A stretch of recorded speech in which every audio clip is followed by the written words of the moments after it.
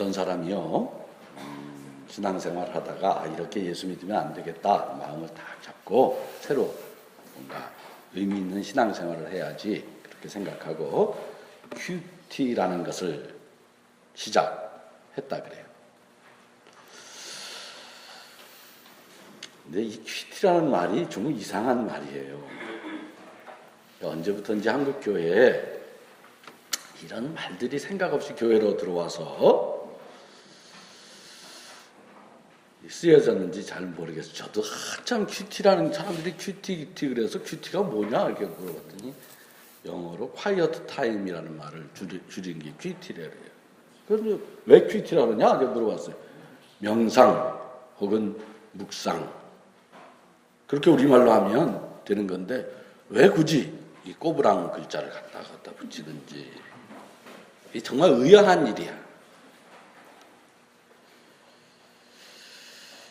그런 일들이 한국교회 풍토에서 아주 흔하게 행해지고 있는데 정말 조심해야 되는 일이에요. 우리 서울제일교회 교인들은 가능하면 그런 말 쓰지 않기를 바랍니다. 아침에 명상하는 것은 아침 명상, 저녁에 명상하는 것은 저녁 명상이에요. 그렇게 좋은 우리말이 있는데 잘 알아듣지도 못할 무슨 그런 외국어를 써야지만 공부가 되는 것처럼 생각하는 것, 그런 속없는 일들을 앞장서서 하면 우리의 영이 맑아지지 않는 거예요. 어쨌든 그분이 이 큐티라는 걸 시작을 해서 아침에 일어나서 경건한 마음으로 기도하고 성경을 이렇게 펼쳐서 제일 먼저 눈에 들어오는 그런 말씀을 깊이 묵상하고 그 말씀대로 살려고 노력하기로 마음을 먹은 거예요. 그 갸륵한 마음이야. 그렇죠? 그렇게 하루를 시작하는 게 참 좋은 마음이에요. 첫날 성경을 딱 펼쳤는데 내 이웃을 내 몸같이 사랑하라 이런 말씀이 눈에 들어왔다 그래요. 그래서 감동이 그 강물처럼 가슴에 밀려와서 그날 하루 정말 이웃을 사랑하려고 노력하며 열심히 살았어요. 그래서 저녁 때 보니까 그날 진짜 그렇게 사니까 보람된 하루였어요. 그렇죠? 이웃을 위해서 열심히 산 둘째 날 또 성경을 펼쳤는데 믿음은 바라는 것들의 실상이다. 이런 말씀이 눈에 들어왔어요. 히브리서 11장 우리가 잘 아는 말씀이죠. 그래서 그날 하루도 정말 믿음으로 살려고 그렇게 열심히 노력하며 살았어요. 그런데 문제는 셋째 날에 생겼어요. 성경을 딱 펼쳤는데 가인이 그 동생 아벨을 죽였더라. 이렇게 쓰여져 있었던 거예요.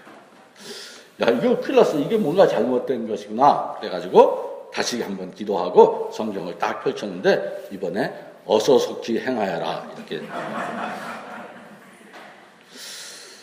도저히 행할 수 없는 일이어서 그만 큐티를 중단하고 말았다는 이야기예요. 여러분, 이분의 잘못은 무엇입니까? 이분이 성경으로 하루를 시작하려고 했던 건 참 갸륵하고 소중한 마음이었지만 이분의 잘못은 성경을 전체 문맥 속에서 읽지 않고 그걸 토막토막 내어서 한 구절 한 구절을 따로 떼어내어서 읽으려고 했다는데 그분의 그 어떤 실수가 있었던 것이죠. 우리가 신앙생활하면서 유념해야 되는 것들이 그런 것이에요.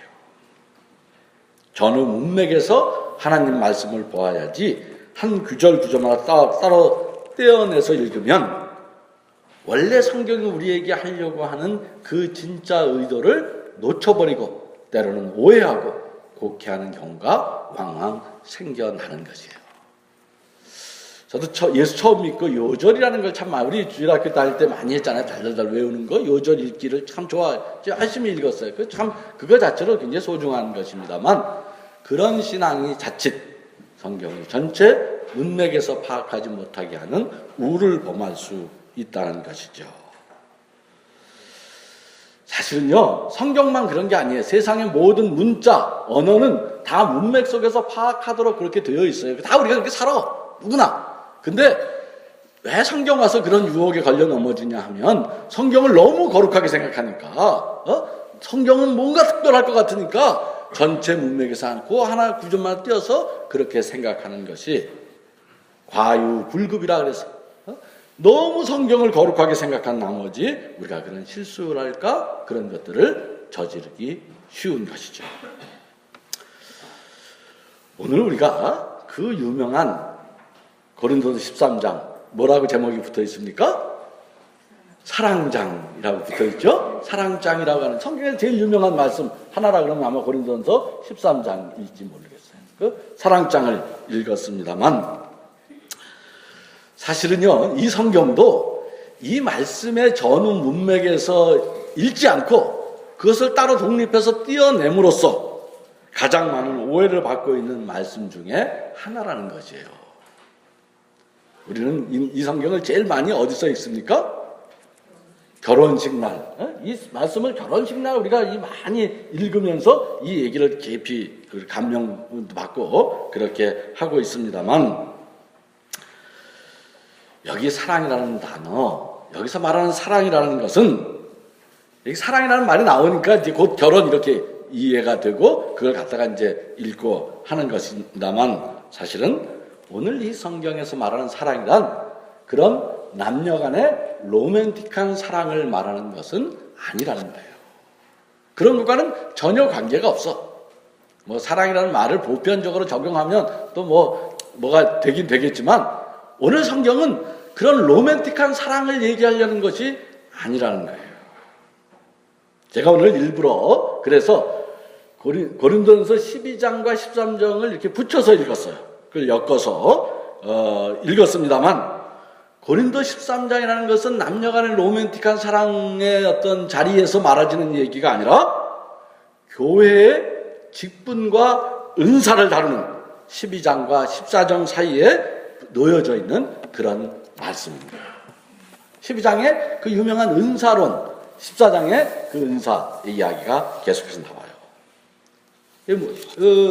고린도 교회가 갖고 있는 문제 중에 하나가 은사 속에 다툼이 있었던 거예요. 예언하는 사람은 예언이 최고, 넌 예언도 못하냐? 방언하는 사람은 너 방언해봤어? 방언도 못하는 게 무슨 예수 믿는 거냐? 너 성령 받은 게 아니야? 통역하는 사람은 야 통역도 못하는 게 무슨 방언이 그런 은사 사이에 일어난 충돌 때문에 많은 어려움을 겪고 있는 그런 상황을 매개로 그런 상황 속에서 오늘 이 성경이 말해지고 있는 거예요. 오늘 이 성경의 문맥을 따라서 읽으면 이런 말이에요. 교회에는 여러 가지 은사가 있고 직분이 있습니다. 사도, 교사, 신유, 기적행함, 방언, 방역의 통역 그런 많은 은사가 있다는 거예요. 많은 직분이 있어. 예언자도 있고 교사도 있고 많은 직분들이 있는데 12장 전체가 그 얘기를 쭉 얘기해요. 그리고 이제 결론으로 그 모든 은사 중에 뭘 구하라고? 더 큰 은사를 구하십시오. 더 큰 은사. 여기서 더 큰 은사라는 것은 그게 크다는 게 아니야. 크기가 크다는 게 아니라 그리스도의 뜻에 맞는 은사가 있다는 거예요. 그리고 더 큰 은사를 구하고 이제 그 더 큰 은사의 가장 좋은 길을 여러분에게 보여드리겠습니다. 그렇게 얘기하고 13장을 시작돼요. 더 큰 은사를 구하라. 가장 좋은 길을 보여드리겠습니다. 내가 사람의 모든 말과 천사의 말을 할지라도 내게 사랑이 없으면 내가 예언하는 능력을 가지고 있을지라도 또 모든 비밀과 모든 지식을 가지고 있을지라도 또 산을 옮길 만한 믿음을 가지고 있을지라도 사랑이 없으면 내가 모든 소유를 나누어주고 내 몸을 불사르게 할지라도 사랑이 없으면 나는 아무것도 아니고 내게 아무런 유익도 없다는 이야기예요. 우리가 그렇게 아름다운 사랑의 찬가라고 노래하는 이 사랑장은 로맨틱한 사랑을 찬미하는 노래가 아니라 진짜 사랑이 필요한 것, 여러분 진짜 사랑의 찬가가 불려져야 하는 것은 결혼식장이 아니라는 거예요. 결혼식장에는 그런 말 안 해도요, 사랑하려고 막 이글이글한 그런 열정으로 사람들이 모이게 돼 있어요. 결혼식장 가서 야 사랑하지 마라 그렇게 말해도 절대로 그 사람들은 사랑하도록 그렇게 되어 있어요. 진짜 사랑이 필요한 것은 따로 있다는 거예요. 진짜 사랑의 노래가 불러져야 할 곳은 따로 있다. 그것은 바로 교회가, 아니 우리가 교회를 위해 봉사하고 섬기는 여러 가지 은사와 직분을 행할 때 꼭 필요한 말씀이 사랑이라는 것이에요. 우리가 종종 착각하는 것이 이런 것이에요. 주님은 당신의 몸된 교회를 위해 여러 가지 직분과 은사를 우리에게 주시지 않았습니까? 우리가 목사, 장로, 권사, 집사, 성가대원, 교사, 무슨 신도의 임원, 그것에 필요한 여러 가지 직분들을 우리가 맡고 있죠. 그런데 그 모든 직분과 은사는 능력과 지식과 봉사의 크기와 열심의 정도에 따라서 평가되는 것이 아니라는 것이에요. 우리는 그렇게 생각하고 살아. 열심히 하고 무슨 큰 봉사를 하고 재산을 갖다 바치고 무슨 성경을 통달하는 지식이 있고, 세상에서는요 그런 계통이에요. 세상에서는 일 잘하는 사람이 최고입니다. 성과와 업적이 중요한 거예요. 능력대로 평가받아야 마땅한 것이에요.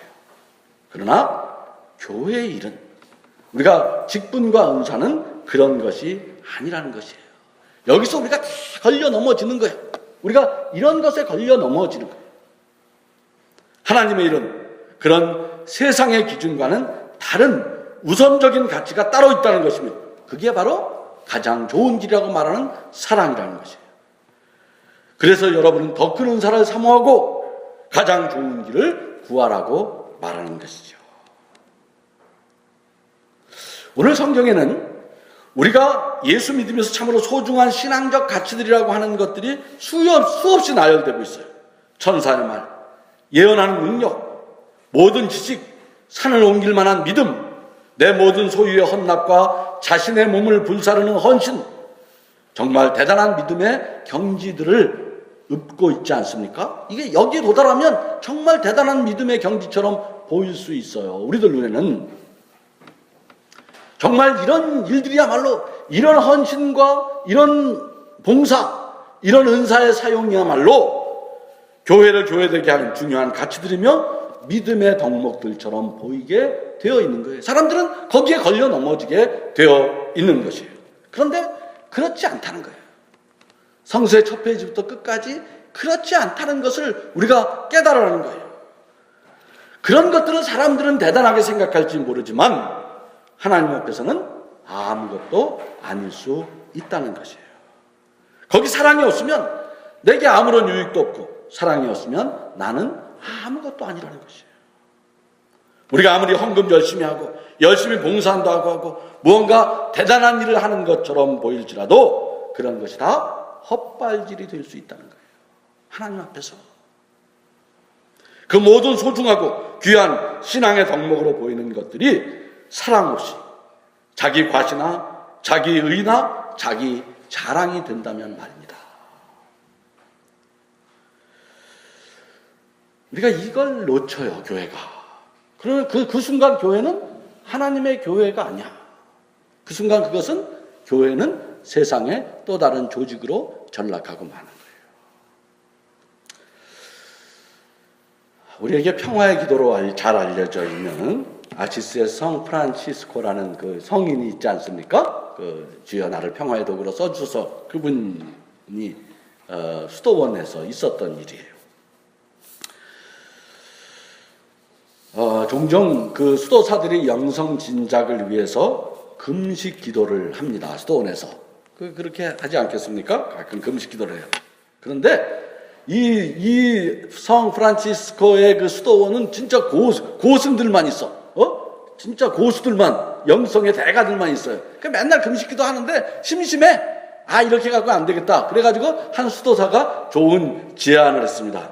이번에는 우리의 금욕과 절제 능력, 절제 능력을 더 고양시키기 위해서 우리가 좀 더 강도 높은 금식 기도를 해봅시다. 그렇게 제안을 했어요. 그분이 제안한 것은 금식 기도를 그냥 밥만 굶지 말고 앞에다가 죽그릇 하나 딱 갖다 놓고 그거 둘러앉아서 우리 금식 기도를 해보자는 거예요. 그래서 모두가 죽사발을 갖다 놓고 둘러앉아 금식 기도를 하게 됐어요. 참 고약한 금식 기도를 한 거죠. 여러분 금식 기도 해보신 분들 알 거예요. 예전에 동일방직 노동자들, 제 기억이 참나. 그 동일방직 노동자들이 기독교 회관에 와서 무슨 그 억울한 일 때문에 금식 기도회를 한 적이 있어요. 금식 기도했는데 그분 나중에 그 회고록 같은 걸 제가 봤는데 목사님들이 와서 막 격려한다는 거예요. 열심히 해라 막 그렇게 격려하는데 진짜 야속하더라는 거예요. 속으로는 목사님들이 제발 좀 우리 좀 말려주지, 와서 빨리 먹으라 그러진 않고 와갖고 격려하고 뭐 하나님이 도와주신다 그러고 그런 얘기만 하더라는 거예요. 그 금식이라는 게 그런 거예요. 배고프죠. 가끔 금식 기도해보는 게 필요해. 배고픔이 뭔지를 느낀다는 거. 그 죽그릇을 앞에 놓고 금식을 하고 있는 거예요. 한 일주일쯤 지났는데 그 중에 한 수도자가 참지 못해서 죽사발을 살짝 들어서 마셔버리고 말았어요. 한 모금 마신 거예요. 얼마나 배가 고팠으면. 여러분 무슨 일이 벌어졌겠습니까? 모든 수도사들이 난리가 났어요. 여기저기서 수군대고 그 수도사를 죽을 듯이 다 째려보기 시작했어요. 이 광경을 지켜본 성 프란치스코 수도사가 갑자기 죽사발을 들어서 온갖 한 그릇을 다 후를 마셔버렸다는 거예요. 여러분 왜 금식합니까? 정의를 세우기 위해, 저놈을 욕하기 위해, 자기 의를 드러내기 위해 금식하는 것은 아무런 도움이 되지 않아요. 업적과 성취, 그 목표가 중요한 것이 아닌 거예요. 그렇게 해서 40일 동안 금식기도 다 마치고 나면 나는 40일 금식기도 한 사람이다.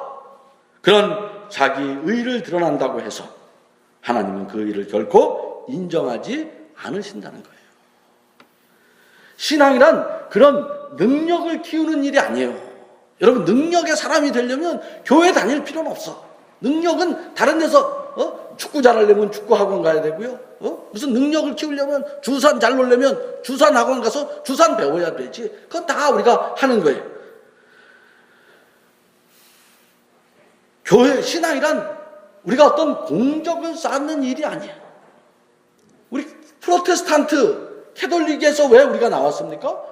그 면죄부 사가지고 인간이 공적을 쌓으면 구원을 받을 수 있다는 것이 거짓 진리라고 그렇게 해서 우리가 나온 거예요.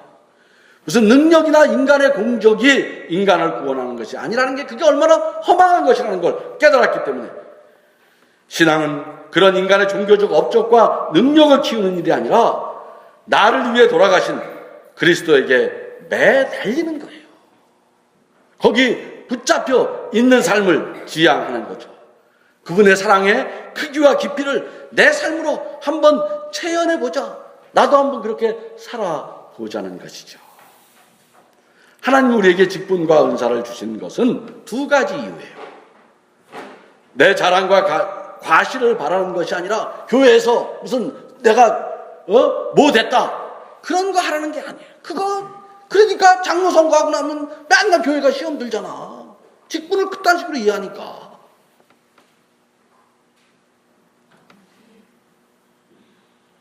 왜 우리가 목사고 장로고 권사고 왜 우리가 무슨 집사고 그런 거 받습니까? 그거 왜 하는 거예요? 내 자랑과 과시를 하라는 것이 아니라 교회의 덕을 세우라는 것이 첫 번째이고 교회의 덕을 세우는 건덕 그거를 앞서갈 수 있는 게 없어요. 어떤 정의도 올바름도. 두 번째는 내 자신이 하나님 우리한테 그런 봉사의 기회를 주시는 것은 우리 스스로 그리스도를 닮기 위한 훈련을 하라는 거예요. 그리스도의 심정으로 그 일을 하면서 내가 커가라는 거예요. 그 은사를 바르게 행함으로써 내가 깊어지고 내게 신앙적 유익이 되게 하려는 거예요. 집사직 잘하면 신앙이 자라나는 거지. 내가 그리스도의 사랑의 마음을 닮아가기 위한 기회로 우리에게 은사를 주시고 직분을 주시는 것이죠. 여러분 사랑이란 뭡니까? 사랑이란 오늘 성경에 딱 그리고 이 3절 딱 끝나고 4절에 첫 번째 시작하는 게 뭐예요? 첫 번째 시작하는 게 사랑은 오래 참고. 제가 지난 몇 주 전에 우리 성가대가 찬양을 이 노래를 가지고 이 성경을 가지고 찬양을 하는데 뭐 아름다운 찬양을 하는데 조금 이상하게 느낀 건 그 오래 참고를 빼고 가더라고요. 가사에 없어. 오래 참고 그걸 뛰어넘었어요. 사랑은 오래 참고. 또 사랑은 뭡니까? 그 대상 앞에서, 사랑이라는 건요, 그 대상 앞에서 작아지는 거예요. 그대 앞에만 서면 왜 나는 어떻게 됩니까? 작아지는가? 유행가 가사인가요? 그게? 그대 앞에만 서면 왜 나는 자꾸만 작아지는가? 그래서 사랑에는 끝이 없는 것이에요. 줘도 아깝지 않은 것, 주어도 모든 것을 더 주어도 더 주지 못해 안타깝고 가슴 아픈 것이 사랑이죠. 이만하면 됐다. 그런 사랑은 없어요. 이런 것 없이 이런 마음을 갖지 않고 누군가를 돕고 선한 일을 하고 그런 것들을 막 떠들고 다니면 그건 자기 과시이거나 자기 자존심이지 아직 사랑은 아닌 것이죠. 우리가 은사를 받고 직분을 행할 때 진정으로 교회를 섬기고 봉사할 때 나는 하나님의 사랑을 보고 있는 건가? 내가 그리스도로부터 받은 그 사랑의 깊이를 깨닫고 있는 것인가? 나를 위해 십자가에 돌아가신 그분의 사랑을 본받아 나는 끊임없이 나를 죽이고 희생하고 나누고 있는가? 나를 드러내고 내 존재를 증명받고 내 잘난 맛에 취해 살아가고 있는 것인가? 오늘 성경은 우리에게 그렇게 묻고 있는 거예요. 진짜 예수 믿어서 우리가 어디 서 있어야 하는 것입니까? 오직 사랑의 본체이신 예수를 붙잡는 우리가 되기를 바랍니다. 가장 좋은 길, 이게 기가 막힌 길이에요. 가장 큰 은사를 구함으로써 주님께 인정받는 사람들, 그 자리로 예수님은 오늘 말씀은 우리를 불러내고 있는 것입니다.